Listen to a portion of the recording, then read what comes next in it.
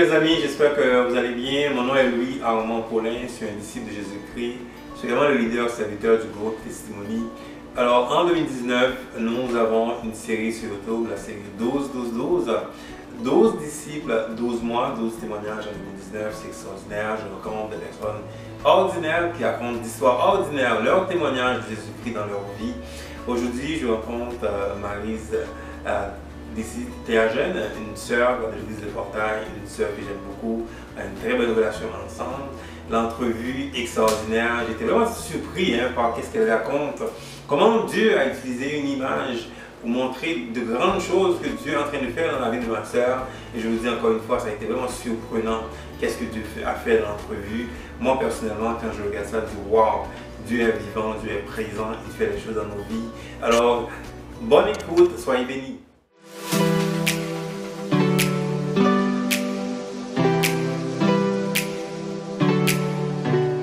Bonjour Maryse, comment ça va? Ça va bien, bonjour Louis Armand, merci de m'avoir invité. Oh my God, pour moi c'est un honneur de t'avoir dans la série 12-12-12. Parle-moi Maryse. Moi je suis une personne très ordinaire. Qu'est-ce que je pourrais dire de moi? La première chose qu'il faut savoir, j'aime Dieu. Je suis une chrétienne. Au niveau activité professionnelle, je pourrais dire que je suis infirmière de profession et j'enseigne aussi. À cela, je pourrais dire aussi que je suis consultante au niveau de pour comment aider les personnes, surtout au niveau de la pédagogie, à favoriser, à faciliter la réussite des personnes issues de l'immigration. Je suis consultante référente, je donne aussi des conférences là-dessus. Voilà. Conférences, c'est beaucoup de choses que tu fais, hein? Très occupée, Maryse, hein? Oui. Et la grâce d'être occupée, encore une fois, c'est un privilège de t'avoir, ma soeur. C'est une bénédiction, hein? Maryse, ça fait longtemps qu'on se connaît à l'église de Portail, dans le petit groupe. Elle est aussi une des participantes au petit groupe. Comment tu as connu Jésus, Maryse? Comment j'ai connu Jésus? Je suis née dans une famille chrétienne. Ça, c'est quelque chose qu'il faut savoir à la base. Donc, l'évangile, Jésus, ça a toujours été, ça fait partie de ma vie. Hein? J'ai grandi là-dedans. Je pourrais dire que j'ai participé dans des chorales. J'ai participé dans plein d'activités chrétiennes.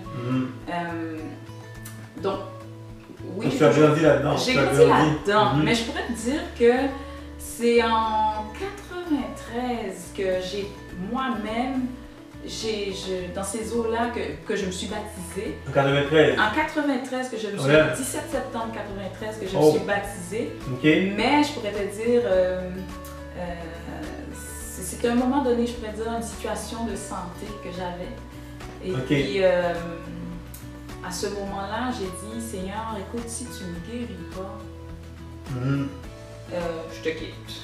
Puis quand j'ai fini de dire ça, j'ai prié, j'ai dit, si tu ne me guéris pas, là, moi, je veux rien savoir de toi. Puis je me suis tournée, j'ai comme donné dos à Dieu, là, genre. Je te parle. Donc une maladie, donc tu as juste mis Dieu à l'épreuve, dans le fond. Ouais, et puis je voulais que ça se passe comme ça. Puis j'ai donné dos à Dieu, puis après j'ai réfléchi, ok, je quitte Dieu, je m'en vais où? Je m'en vais où? Après j'ai dit, écoute Seigneur, tu feras bien ce que tu veux. Amen. Tu me guéris, je vais te prendre pour mon sauveur personnel. Tu ne me guéris pas, je vais te prendre mon sauveur personnel. Ça c'est extraordinaire. Fait que je pourrais dire que c'est à partir de là, il y a eu une démarcation nette. Un déclic à partir de ce moment-là, de 93, tu dis. Exact. Exact. Mais j'ai toujours été aussi, je dois avouer, quand j'allais à l'église avec mes parents, j'ai toujours dit à Dieu, tu sais, en tant que jeune ado, là, qui quand même se pose des questions, qui se remet en question. Tu sais, j'ai toujours dit, Seigneur, écoute, il est hors de question que je prie quelqu'un que je ne vois pas puis qui ne sert à rien. Ah ok, donc tu voulais avoir une relation avec lui, tu voulais le connaître. Oui. Le concret là. Exactement. Ça c'est bon, moi je suis comme ça aussi. Exactement. Puis aussi, je dois dire, je tenais un journal intime depuis enfant, depuis 11-12 ans. Tu écrivais beaucoup, ouais. J'écrivais mes journées, comment je passais les choses. Puis tranquillement, quand on regarde mes journaux intimes, parce que j'en ai plein, on voit qu'avant je parlais, je fais ci, je fais ça. Puis tranquillement, on voit que la conversation change. Ça, c'est extraordinaire. Ça. Et je commence à parler à Dieu, Seigneur, regarde ce qu'il y a. Il y a même des endroits dans mon journal, tu vas voir, il y a comme une goutte, c'est des larmes. Oh. Et puis je saute lorsqu'il y a le flaque d'eau. Oh, ça c'est quelque chose. C'est vraiment quelque comme chose. Ça. Ouais, c'est comme ça. Tranquillement, j'ai eu une relation personnelle. Genre, ma prière intime a commencé beaucoup, entre autres dans l'écriture aussi. On t'a eu un journal, mais l'idée d'avoir le journal, ça vient d'où ça? L'idée d'avoir le journal pour écrire, ça vient d'où? De nulle part. Okay. C'est venu comme ça. Aussi, peut-être c'est aussi venu par le fait que j'étais un enfant qui vivait beaucoup de choses à l'intérieur, qui vivait beaucoup de questionnements là. Et moi, j'étais un enfant au niveau de l'estime de soi, j'en avais pas d'estime de soi. Ok. Ça a été un refuge pour toi, dans le fond. Ça a été, l'écriture a été un refuge pour moi. C'est une façon de me vider le cœur, de me défouler, une façon pour moi de me confier. Donc c'était mon ami aussi. Oh. Est-ce que tu as eu des réponses par rapport à tes prières? J'imagine quand tu écris dans le journal, il y a eu un échange avec Jésus, right? Oui, oui. As-tu un exemple, mettons, puis tu nous dire, peut-être partager avec nous? Là, je sais que c'est un journal secret, mais au moins, donne-moi un exemple de choses que tu écrivais et que tu as eu une réponse par rapport à ça. Ben, je pourrais le faire si on me donnait le temps d'aller en chercher. J'ai plein de journaux. Ça ne me dérange pas de partager une partie, là. Surtout ceux un peu plus anciens. Alors Maryse, dans ton journal que tu avais très jeune, tu as une histoire que tu veux partager avec les gens ici sur YouTube. C'est quoi l'histoire? C'est quoi le message que tu avais surtout dans ton journal? Oui, comme je disais, j'en ai plusieurs. Puis ça, c'est parmi les... Ça, c'est le premier journal que j'avais. Oh my God, c'est un beau journal, ça, hein? Oh ouais, mais c'est un livre qu'on avait fait en quatrième. J'ai oublié à quelle année, là. Je sais pas, mais...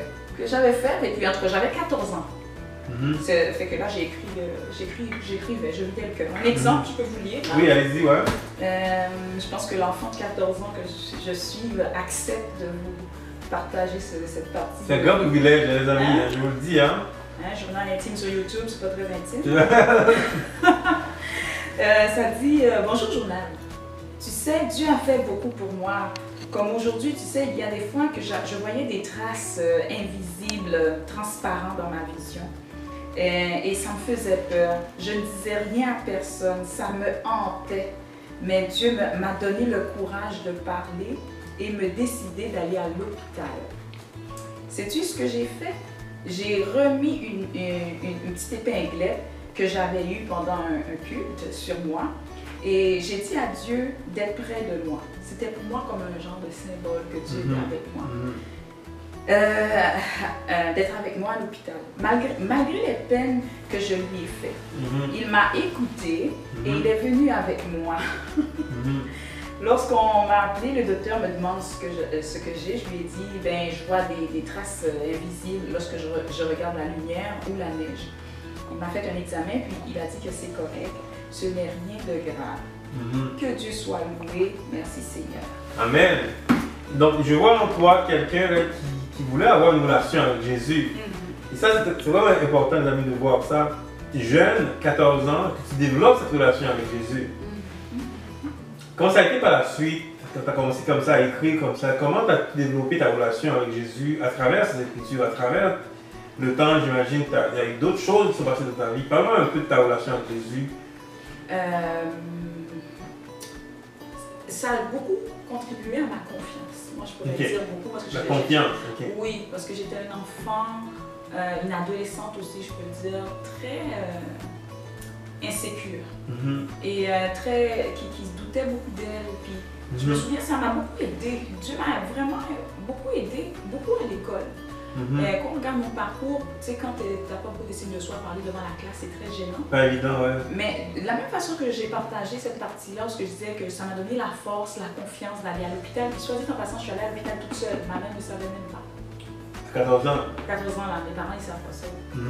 Et puis, ça m'a donné confiance. C'est comme ça aussi, quand je faisais mes exposés oraux à l'école, je disais toujours à Dieu, donne-moi la force. je ne veux pas avoir honte devant mes amis. Et j'ai toujours développé une expertise au niveau de la communication. Pourquoi? Parce que je faisais confiance à Dieu. Je disais, écoute, tu ne peux pas me laisser tomber. Ce qui fait que, ultimement, je suis une personne timide. Mais quand les gens me voient, ils pensent que je ne suis pas timide. Un peu comme moi aussi. Hein? On est deux timides que Dieu change. Oui. Et donc, à travers ces écritures, tu as développé une relation avec Dieu, changé ton estime de soi, comme tu as dit. Exactement. Et maintenant, tu es professeur, tu fais des choses extraordinaires, conférencière aussi. C'est extraordinaire, qu'est-ce que tu fais? Ouais, c'est grâce à Dieu, ouais. Fait que non, c'est comme. Je pense que. Si je suis ce que je suis, c'est grâce à Dieu. Amen. Tu sais ce que j'aime avec Dieu, c'est que j'ai pu, en ayant Dieu dans ma vie, j'ai devenu une personne, on va dire, socialement épanouie. Mais ce qui est important pour moi, c'est surtout au niveau de l'intimité. Parce que vous savez, je dis vous savez, il y a des gens qui me regardent, mais quand tu travailles comme infirmière, là, tu commences à 8h, tu finis à 4h, ou bien je ne sais pas quel chiffre que tu fais, mais il y a un commencement, il y a une fin. Après, tu t'en vas chez toi. Moi, ma relation avec Dieu, là, je l'apprécie davantage, surtout quand je me retrouve seule avec lui. Dans l'intimité. Parce que vous savez, des fois, là, on est des humains, on va se parler entre nous. Là. Des fois, être avec soi-même, des fois, ça peut être très difficile. Oui, ça peut être très lourd. Hein? Des fois, ça peut être très difficile. Et moi, ce qui est important pour moi, c'est je suis en paix, je suis bien. Donc, tu n'es pas seul, c'est tout. Exactement. Parce que vous savez, il y a des grands conférenciers qui mettent fin à leur vie. Il y a des grands enseignants qui mettent fin à leur vie. Il y a des grands de tout ce qu'on sait, là, multimilliardaires.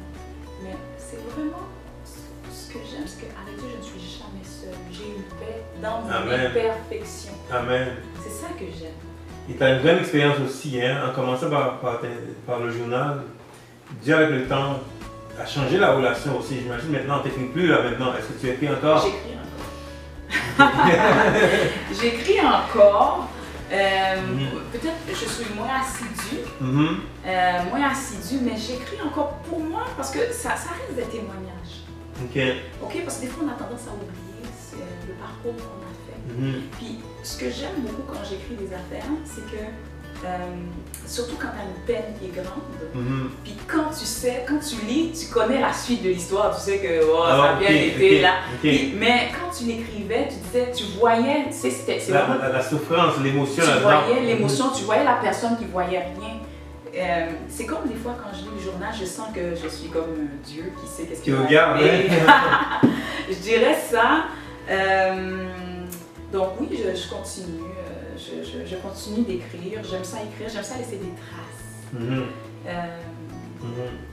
ça. Wow, c'est tellement bien. Elle est tellement calme. Elle me calme beaucoup. Hein.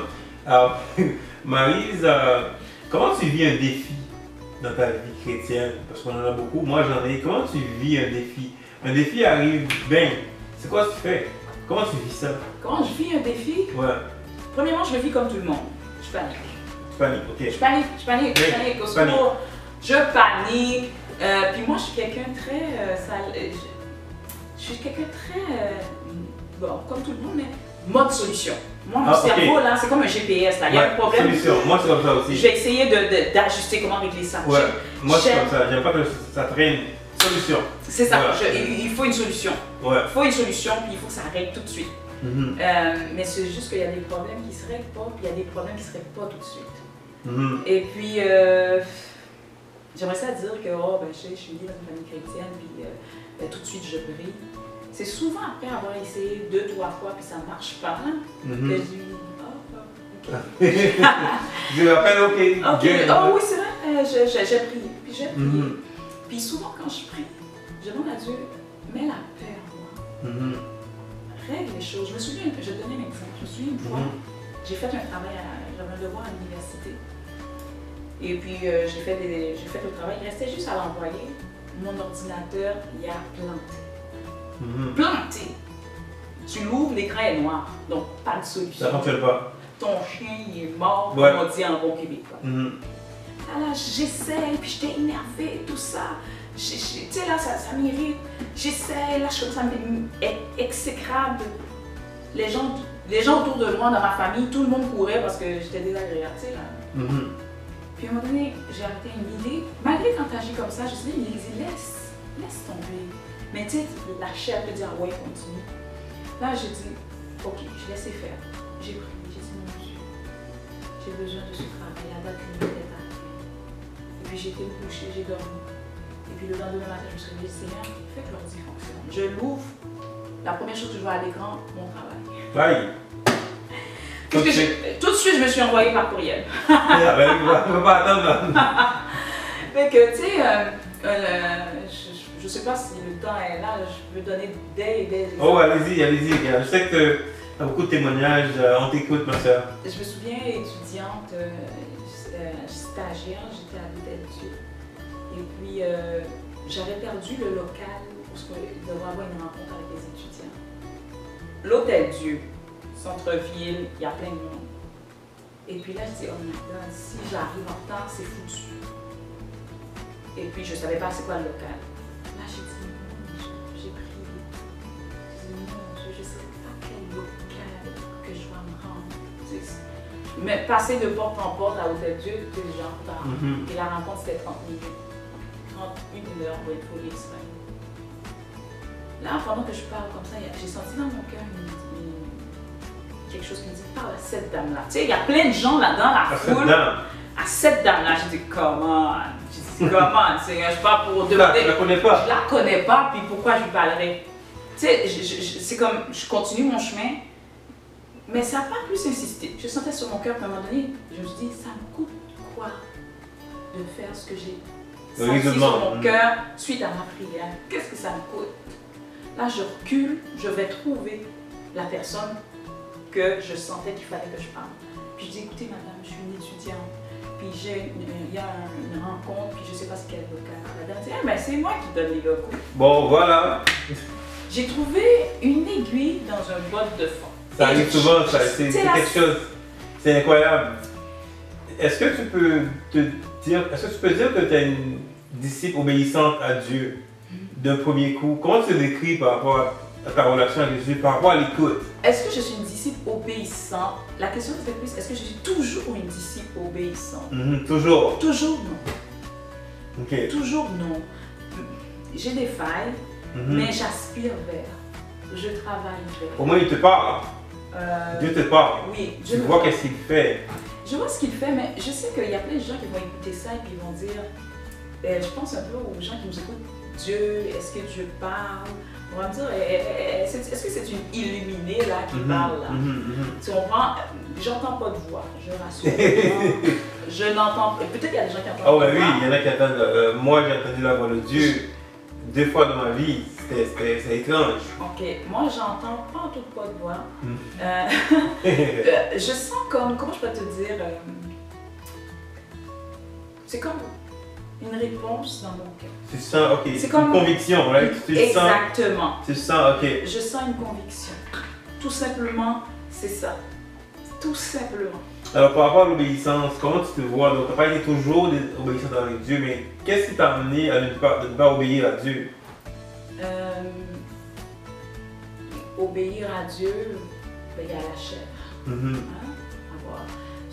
Bon, j'ai têtu, faire ce que je veux, ce que j'ai voulu. C'est peut-être ça que je pourrais dire qui m'amène à désobéir. C'est pourquoi tu reviens alors. Qu'est-ce qui t'a poussé maintenant de comprendre que tu as désobéi pour revenir à Dieu? Parce que c'est là que je me sens bien. Dans la présence de Dieu. C'est là que je me sens bien. Je vais te donner un exemple de désobéissance et obéir à Dieu. Je me souviens jeune, moi comme je l'ai dit, je suis née dans une famille chrétienne. C'est-à-dire des valeurs comme tu vas pas voler, tu dois pas mentir. Donc, pour moi, c'était bonne valeur. De bonnes valeurs. Puis, à un moment donné, là, tu sais quoi, en tant que jeune, adolescent, j'en avais ma claque d'être bonne, d'être fine. Et je me souviens que j'ai décidé cette journée-là, j'ai dit, je vais aller voler. Tu sais, peux-tu voler une fois comme ça? J'ai essayé. Ouais. Comme n'importe quel bon jeune qui se respecte, je peux tuer. Fait que moi puis ma gang d'amis, on est rentrés dans un magasin, puis j'ai dit, je vole. La question, c'est pas est-ce que je vole, la question, c'est qu'est-ce que je vais voler? C'est ça la question. Puis je rentre. Mais là, j'ai senti qu'il y avait comme un combat intérieur. Non, Maryse, vole pas. C'est pas bon, là. C'est comme, tasse-toi, lâche-moi, j'ai la seule pays. Tu dois voler. Je dois, là, je regarde. Il y a eu un combat. Ça, là, c'était vraiment, c'était intense, ouais. C'était intense. C'était intense. Intense jusqu'à ce que je suis sortie du magasin sans voler. Tu argumentais avec toi-même. J'argumentais dans ma tête, mais j'étais tellement résolue. Et c'est là que je pourrais dire que j'ai vraiment expérimenté le Saint-Esprit. Déjà, on pourrait dire, expliquer ça, c'est ta conscience. Écoute, ma conscience était claire. Ben oui, c'est clair. Il y a une différence claire, ouais. Offre-toi un peu de bonheur, ma fille. Offre-toi un peu de plaisir. Ma conscience, c'est ce qu'elle me disait. Mais ce qui m'a dit de ne pas voler, c'était pas moi. Amen. Ça, c'est bon. Hein. Je pense que tu as bien expliqué. Parce que souvent, on pense que c'est qui, c'est ta conscience. Effectivement, tu as bien expliqué ça. Et donc, quand c'était l'histoire, la suite de l'histoire, finalement. Quelle histoire? L'histoire du vol. Donc, finalement, tu n'as pas volé quelque chose. Finalement, je n'ai pas volé, mais ce que j'ai à Dieu, il te change totalement. Et il va t'utiliser. Non seulement je n'ai pas volé, j'ai senti dans mon cœur, va parler avec tes amis. Là, j'ai été voir mes amis, j'ai dit, comment, c'est pas correct de voler, vous ne devez pas aller remettre ce que vous avez pris. Parce qu'il y en a qui ne se sont pas battus avec le Saint-Esprit. Non, ils ont volé la gang, là, ceux qui étaient entrés avec moi, là, ils sont sortis, ils ont fait leur mission, là. Tu comprends, ils sont sortis avec des objets. Puis là, j'ai commencé à parler avec les amis, comment ils sont tous retournés déposer ce qu'ils avaient pris. On a juste une amie qui n'a pas déposé ce qu'elle avait pris. Puis elle a eu une réputation de voleuse. On n'était pas gênés. Hein. On était toutes rentrées pour voler, puis il y en a qui ont volé. Puis finalement, elle est sortie, la fille, avec une réputation de voleuse. De voleuse. Ça, c'est quelque chose. Alors, Maryse, parle-moi un peu de ce que tu vis au travail. Tu es enseignante, tu es aussi infirmière. Comment tu expérimentes ta foi au travail, avec aussi tes élèves, étudiants? Comment tu vis ta foi avec eux? Parce qu'il y a beaucoup de monde qui ne connaissent pas Jésus. Comment tu interagis avec eux? Comment tu vis? Moi, je pense que ce qui est important pour moi, comment je pourrais dire, c'est dans la force que j'ai. Je crois être chrétienne, c'est quelqu'un qui est joyeux. Okay. Être chrétienne, c'est quelqu'un qui est forte dans les épreuves. C'est quelqu'un qui comment je peux dire, qui va parler pour la vérité. Okay. Fait que ça m'avantage, que cela ne m'avantage pas, pour moi, c'est très important pour moi d'être vrai. C'est un grand défi, hein? C'est un grand défi. Tu sais, des fois, souvent, je sais pas si c'est... Oui, c'est comment je pourrais dire? C'est quand tu as Dieu dans ta vie, tu as une joie, tu as une force, tu as une énergie. Et ça ne dépend pas des circonstances. Amen. Il y a des fois, on est au travail, on va avoir tendance à se plaindre. Oh, ben il manque ci, oh, ben il manque ça. Mais avec Dieu, ça va bien. Moi, des fois, j'arrive là au travail, là, je dis bonjour, comment ça va? Je dis, ben voyons, t'es donc bien sur... Mais j'ai cette joie. Mais tu l'as, t'as pas le choix, tu vis avec ça. Hey, toi, t'es pas en fin de session, toi? Non, ben c'est que j'ai la paix, j'ai la joie. Puis bien des fois, il y a des difficultés, je vais sourire, je vais avoir la joie. Et je pense que c'est ce qu'on a besoin. Okay. Parce que... en fait, de faire la différence un peu, right? Je témoignais, avoir Dieu dans sa vie, ça fait du bien. Okay. Ça fait du bien, ça donne de l'énergie. Puis quand on me pose, oh, ben mon Dieu, comment tu fais? Je dis, ben moi je crois en Dieu. Puis je prie, je demande à Dieu l'énergie, je lui demande de me donner la force. Okay. Et puis là, les gens, on sait que dans le monde séculaire, qu'on parle de Dieu, c'est comme ça. Fait ok, je rentre pas là-dedans, zone danger, étoile, plus. Bon, je le dis, mais voilà, donc je vais m'affirmer. Je suis bien et je pense c'est ça. Il y a des fois, j'ai des collègues qui me disent « Oh, j'ai tel problème, je prie pour toi, je vais prier pour toi. » Ça, c'est bon. Oh, ouais. Puis je prie pour eux. Aussi, ça se dégage dans tout. Même mes patients, quand je vais travailler parfois comme infirmière, avec mes patients, je vais prendre le temps de les écouter. C'est comme de les aimer, pas aimer déplacer, mais... Pas avec les émotions, surtout avec l'amour du Christ, finalement, la compassion de cette personne. Exactement. Puis je pense aussi quand on est chrétien, ça forge notre intégrité. Oui, beaucoup. Tu sais, là, tu vas faire les choses. Oui, tu vas faire les choses bien, pas parce que ton patron te regarde, là. Tu vas le faire bien parce que tu sais que ton Dieu te regarde. Amen. Fait que tu vas faire les choses je pense que c'est une bonne garantie. Oh, ben oui, absolument, absolument. Je sais pas si est-ce que je me tiens debout pour dire Jésus revient. Non, je le fais pas au travail. Mais je suis plus du genre dans le psaume 34 qui dit sentez et voyez combien l'Éternel est. C'est la bonne façon, je pense, parce que quand les gens voient comment tu vis, c'est plus facile de leur parler, hein? Oui. Si tu les aimes, oui. Tu vis une vie intègre, comme tu l'as dit, c'est plus facile de leur parler, de témoigner de Jésus-Christ quand tu vis comme ça. Oh my God. Maintenant, si on parle de la famille, c'est que tu as une famille chrétienne que tu as, mais comment en famille vous vivez vos relations en tant que chrétien? Comment tu interagis avec eux? Mettons t'es jeune, quand vous êtes ensemble, comment vous vivez la vie chrétienne? Est-ce qu'il y a un défi? Est-ce qu'il y a un défi dans la famille? Ou bien quelqu'un qui vous pousse à tirer vers le haut? Comment vous vivez la relation, la vie chrétienne en famille? Comment je peux dire? On est très solidaires. Très solidaires. Je peux dire que s'il y a une force à dire dans ma famille, c'est la force de l'écoute.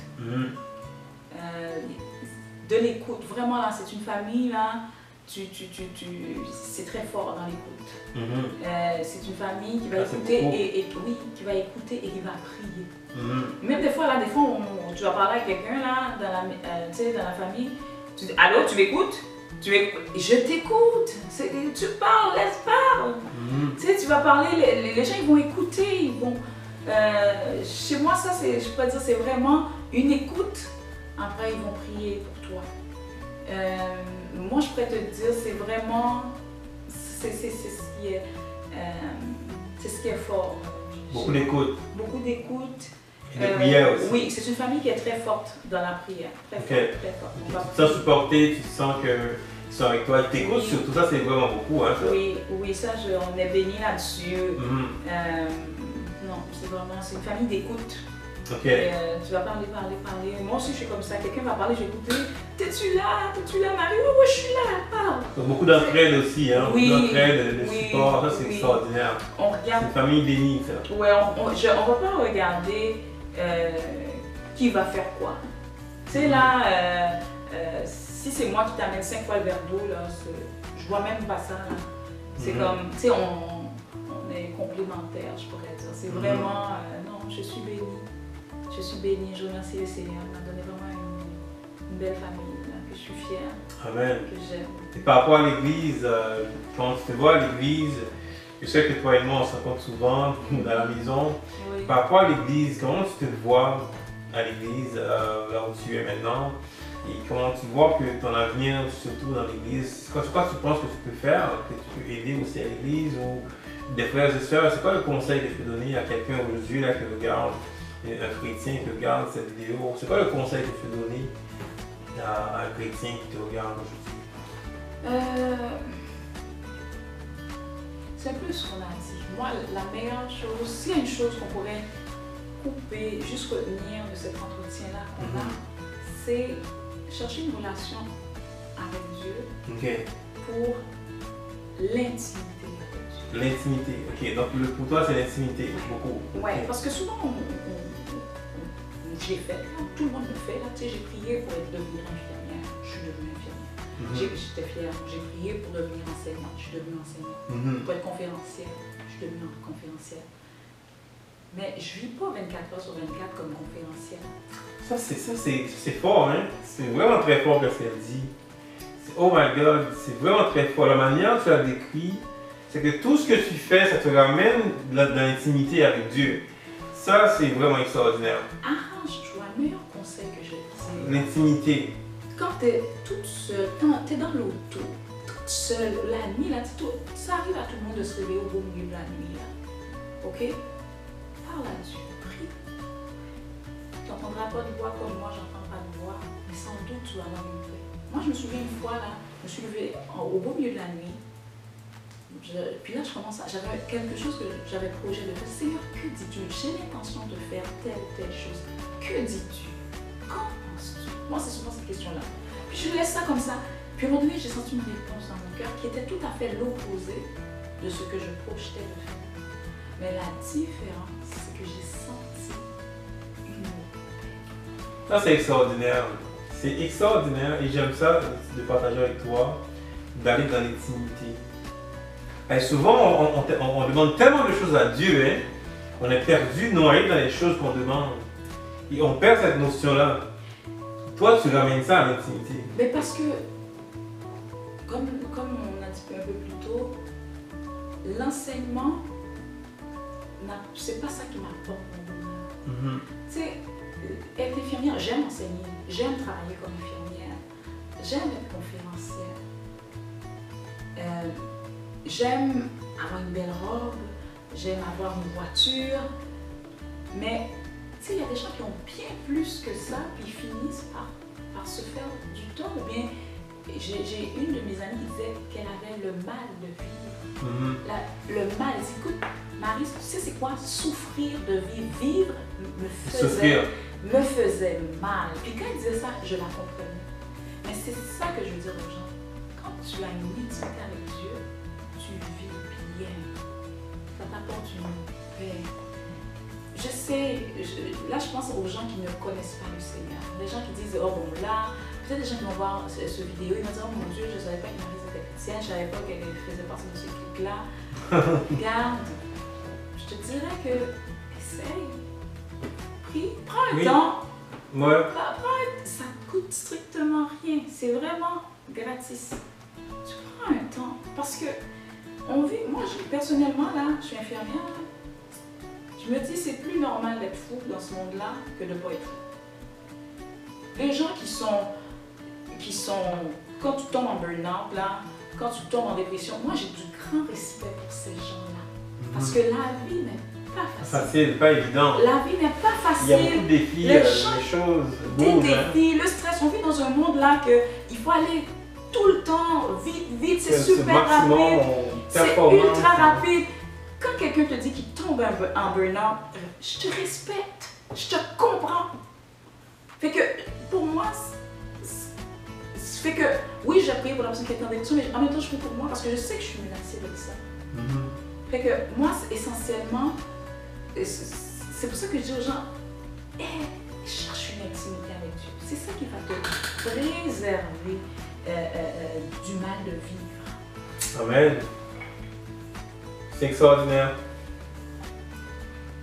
C'est vraiment extraordinaire. J'ai pas de mots pour toi, Maryse. L'intimité, je vais garder ça dans mes pensées. Le mot pour tout le monde, intimité. Intimité avec Dieu. Intimité personnelle. Avec Dieu. Voilà.